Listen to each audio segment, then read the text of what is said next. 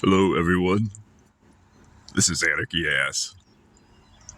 I am out at Forest Home Cemetery in Forest Park, Illinois.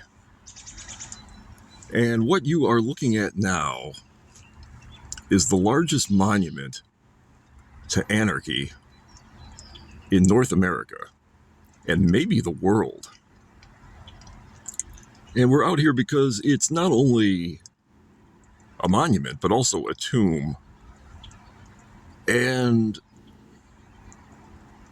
a lasting memorial to one of the most bizarre incidents in Chicago history, and one that is unfortunately not well known in this area. It is well known worldwide, but oddly enough, not so well known in Chicago. I grew up in Chicago and in the Chicagoland area and went through Chicago schools. Did not find out about this until I was in college. This is the monument and tomb of the Haymarket Anarchists, sometimes known as the Haymarket Leaders, or by the more common Haymarket Martyrs, although that term really makes me cringe because they really did not die for anything involving religion. They were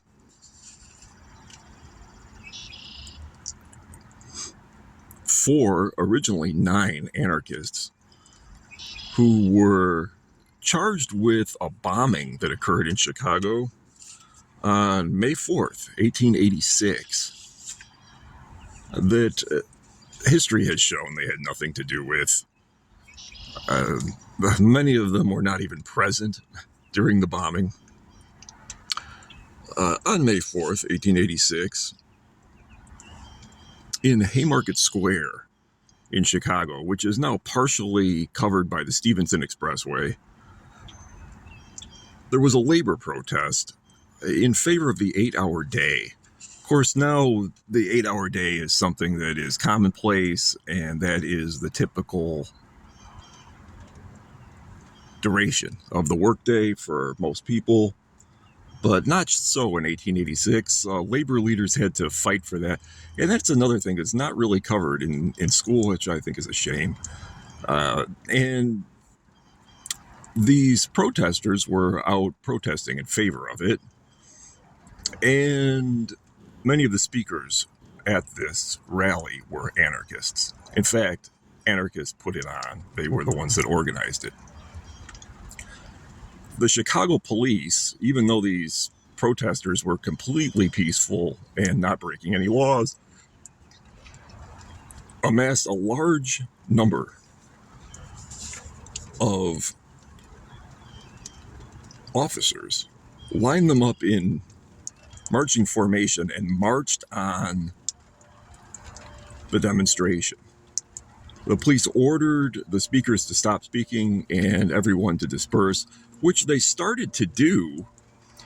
But then the police decided to march even further into the Haymarket Square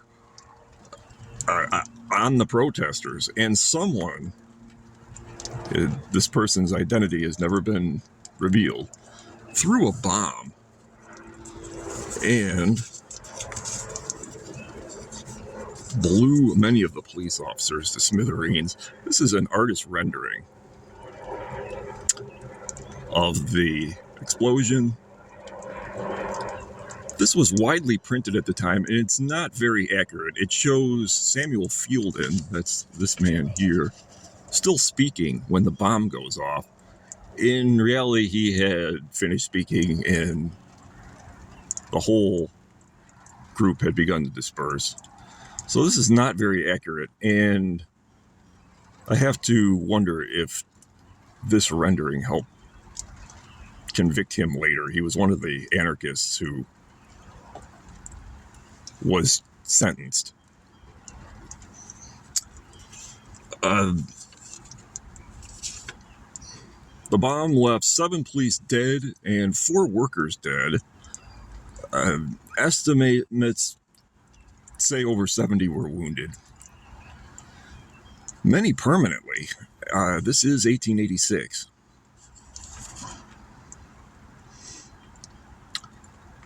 Following the explosion, witnesses all say that the Haymarket Square was completely empty within 5 minutes, except for the casualties.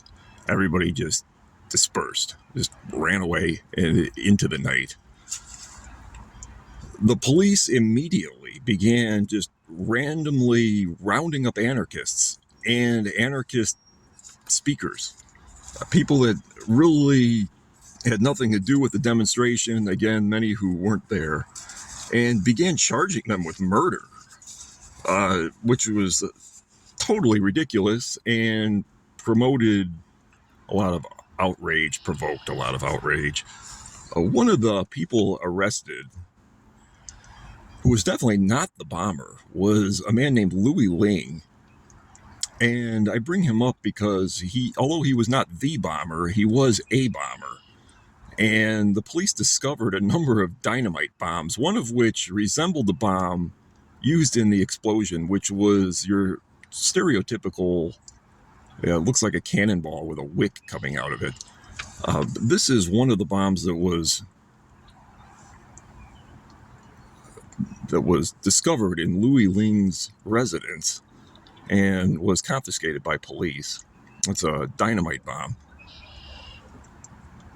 And this was used as evidence, even though he had nothing to do with the bombing of the police at Haymarket. And he was eventually one of the anarchists that was sentenced to death, although he never did see the gallows because he blew his head off with a pipe bomb.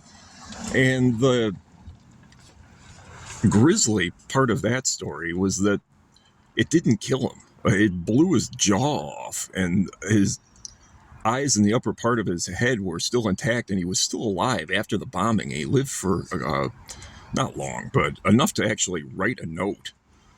And this was in prison. If you can imagine that occurring, it must have been horrific. There are unfortunately no photographs of it.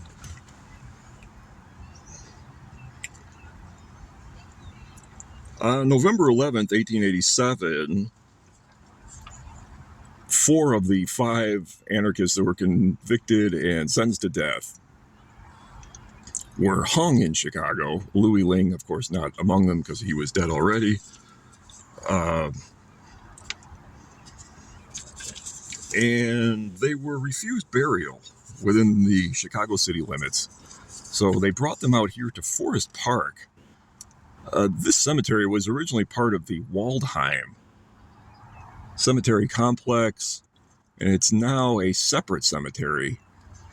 Waldheim was a Jewish cemetery that still exists. It's next to this one, on the other side of Cermak Road, and they accepted the executed anarchists into the cemetery for burial, this being outside of Chicago city limits. This is the execution. The executed were completely shrouded when they were hung, which was strange. Even more strange is the fact that the hanging didn't kill any of them. The witnesses all report that they slowly suffocated to death after being strangled by the ropes. So whoever was in charge of these gallows just either didn't know what they were doing or were deliberately trying to make them suffer. I don't know which, but it's pretty awful. You can see the wood gallows, fun fact, were later taken apart and used to build the electric chair used by the state of Illinois to electrocute criminals to death when Illinois eventually got the chair, replacing the gallows as the method of executing condemned criminals. That in turn was eventually replaced by lethal injection, so that by the 1980s, lethal injection was what replaced that. There are many theories as to who the bomber was. The police had a prime suspect at the time, and many historians have also concluded that the bomber was a man named Rudolf Schnaubelt. This is him. He fled to London. He was picked up by the police and questioned, and they later issued a warrant for his arrest, but he had already fled Chicago and then the country and went to London, where he died. He was asked about it in London, and he denied the bombing, although stated that he wished he had done it. So I think that if he were guilty, he probably would have fessed up later. In those days, he didn't really have to fear extradition. He had pretty much gotten away with it. But yeah, Rudolf Schnaubelt, probably the most probable of the various suspects that have been theorized over the years. It's almost like reading the Jack the Ripper list of suspects. It's so silly. Around this monument are a number of other unionists, labor leaders, anarchists, socialists, communists. They've all wanted to be buried here, close to these dead anarchists from Haymarket times. And that, too, shows you the lasting global legacy that this has had. And despite the mild rain today, we're going to take a step forward and look at some of these other notable graves. They are too numerous for me to cover completely in this show, but I'll try. I especially want to show you two of them, which I will get to in a moment. But first, I want to show you this. This shows that this is now on the National Registry of Historic Places. It's the Haymarket Monument. It was not until 1997 that it was put on the National Registry. So that shows you how this has remained in importance for that many years. You can see it's still the subject of people coming here and memorializing the anarchists. On the back side are the names of the anarchists that are buried here. These are the 4 executed anarchists and Louis Ling, who died from a suicide bomb. The other anarchists are listed above.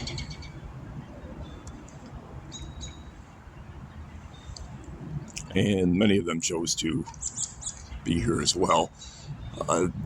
All of them were pardoned after their deaths, and the remaining anarchists who were convicted and not sentenced to death were also pardoned. And here is the pardon, which is on the monument itself in a plaque form. They were pardoned by John P. Altgeld, who was the governor of Illinois, post-mortem. So, poetic justice for the anarchists, pardoned by the government.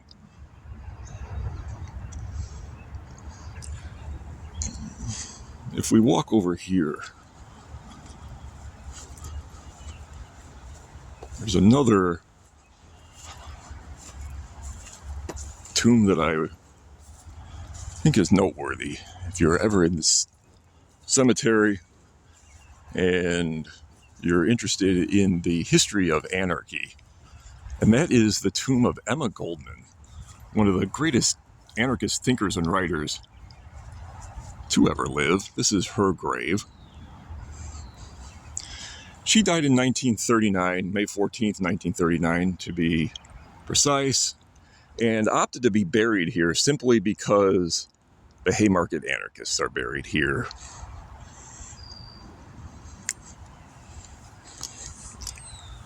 Definitely one of the best thinkers and writers in the annals of anarchism. Emma Goldman, of course, had a long career as a radical herself. And if you're not familiar with her, I highly advise you to look her up. You can see the proximity to the Haymarket Memorial. So it's really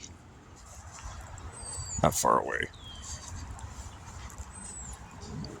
And if we walk over in this direction, there's yet another tomb that I want to show you. A grave, really.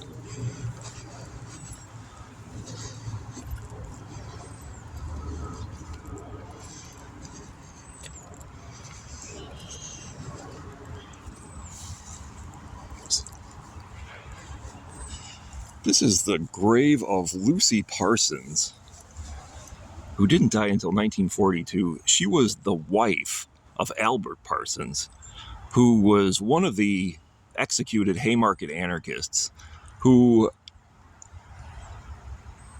was executed as one of the supposed Haymarket bombers. He had nothing to do with it.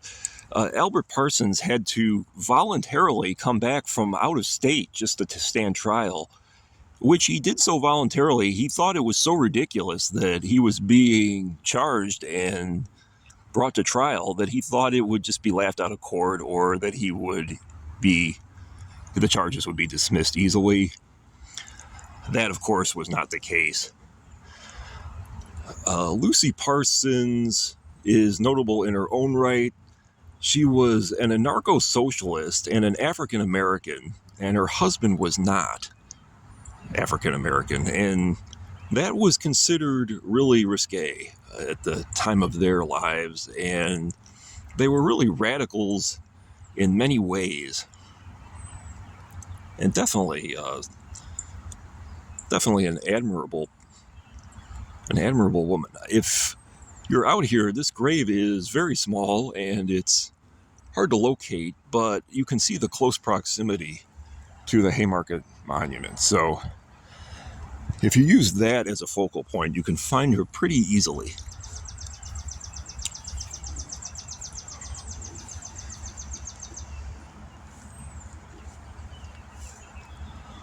One of the more chilling aspects of the Haymarket riot and bombing and subsequent trial and executions is that a number of notable high-powered Chicago businessmen were really intent on these anarchists being convicted and executed and made an example of.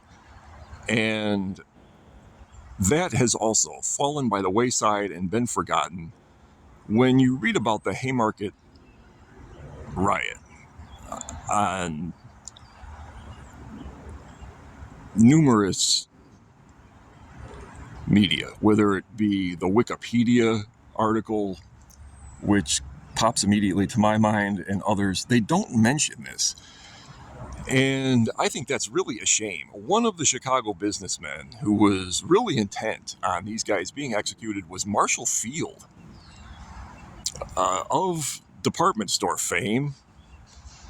The Marshall Field location in Chicago has long been a focal point for Christmas, and even though the company was bought by Macy's some time ago, they kept the Marshall Field name for that flagship store, and he's still held in high regard in Chicago, and I don't know why. He just viciously had these people strangled to death, and for no other reason other than his own paranoia. There was a real fear of anarchy in the 1800s that doesn't exist now. Fear that it would spread, particularly among immigrants and immigrant workers, and that it would destroy major businesses like Marshall Fields, and that it was this terror that had to be violently suppressed. And although that was not accurate and was part of his imagination, the result was the deaths of these people for no reason. They really had nothing to do with any of these events.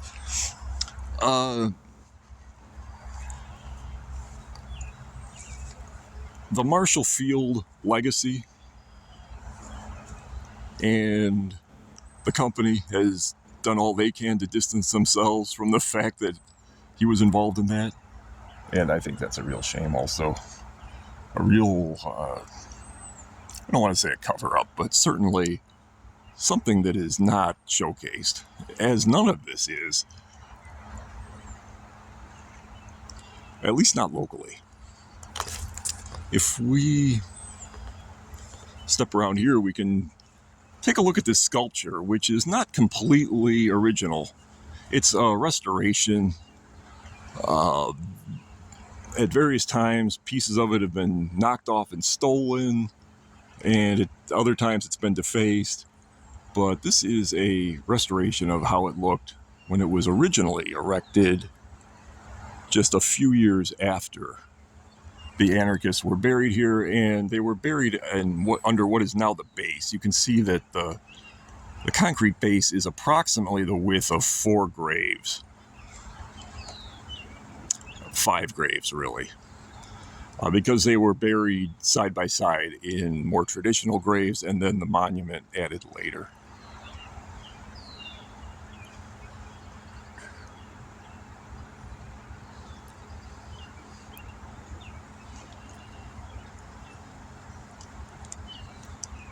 And the rain's letting up now. I want to pan over this way and show you the direction to the entrance of the cemetery. If you enter the cemetery, this road forks initially, and you'll have the choice of going right or left. It is a left. And after you go onto the left portion of the fork, you'll see the Haymarket Monument less than 100 yards down. It's really not very far from the entrance. In fact, it is visible from the street, so you can see it before you even enter.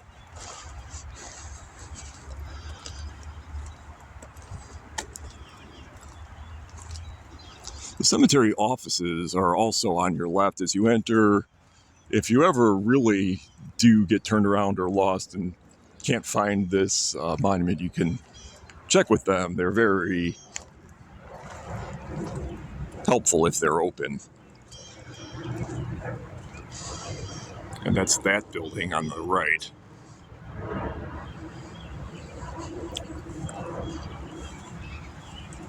The Haymarket Anarchists were brought out here by train. Their bodies were brought out on what is now the Forest Park Blue Line. And I was going to try to get a shot of the train station from here, but there's really too many trees. It's really not very far. You can see where that car is moving in the foreground. Beyond that is the expressway, and then on the other side of the expressway is the Forest Park Blue Line stop. A set of tracks that ends in Forest Park. So it really is the end of the line in many ways.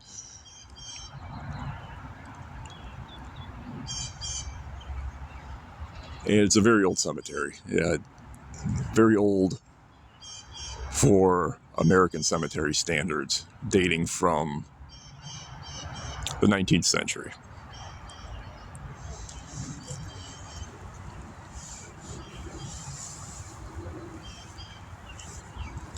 I don't know of any other examples of individuals being denied burial within the Chicago city limits.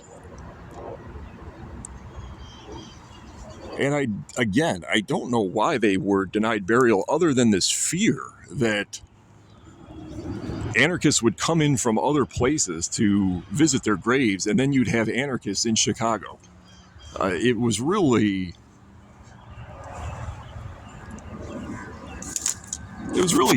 paranoia on a level that would not be seen again until the Red Scare of the 1950s. And in many ways was the first witch hunt type of action in the United States. And it seemed to stretch to other areas of the country. But Chicago had the Pullman Strike, which took place just before this. And this was seen as the latest incident in labor violence.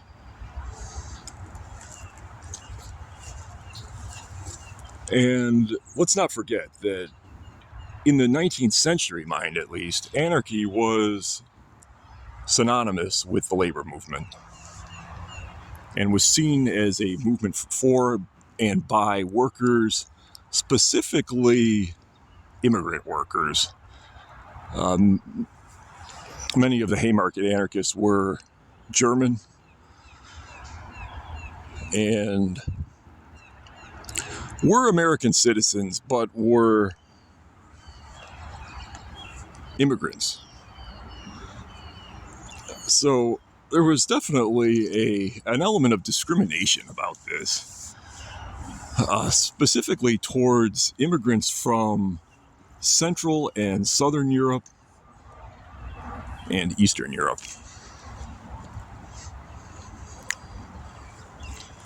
And you can faintly see cars moving in the distance. That is the expressway. So, really not very far at all. I believe the Haymarket anarchists were brought from the train station to their graves via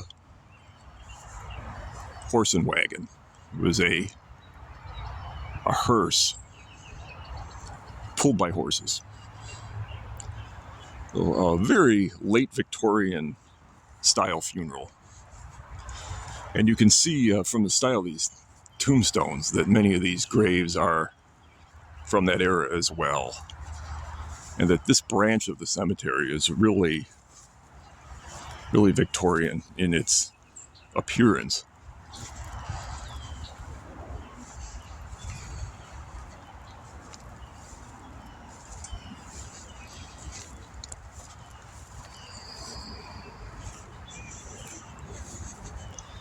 Look at these Victorian fashions.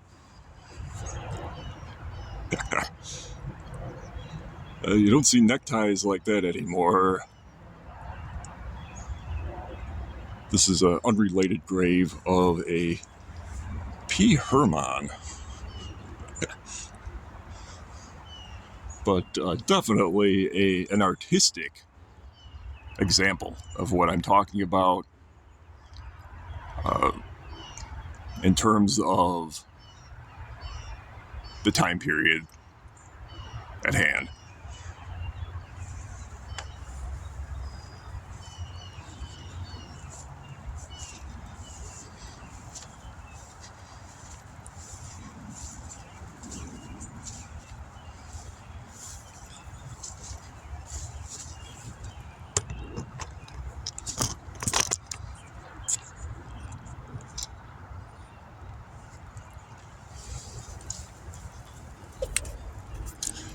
Thank you for joining me, everyone. I'm Anarchist. Be sure to like and subscribe. Liking helps me. If you like, please feel free to share these videos on social media and tell people about them.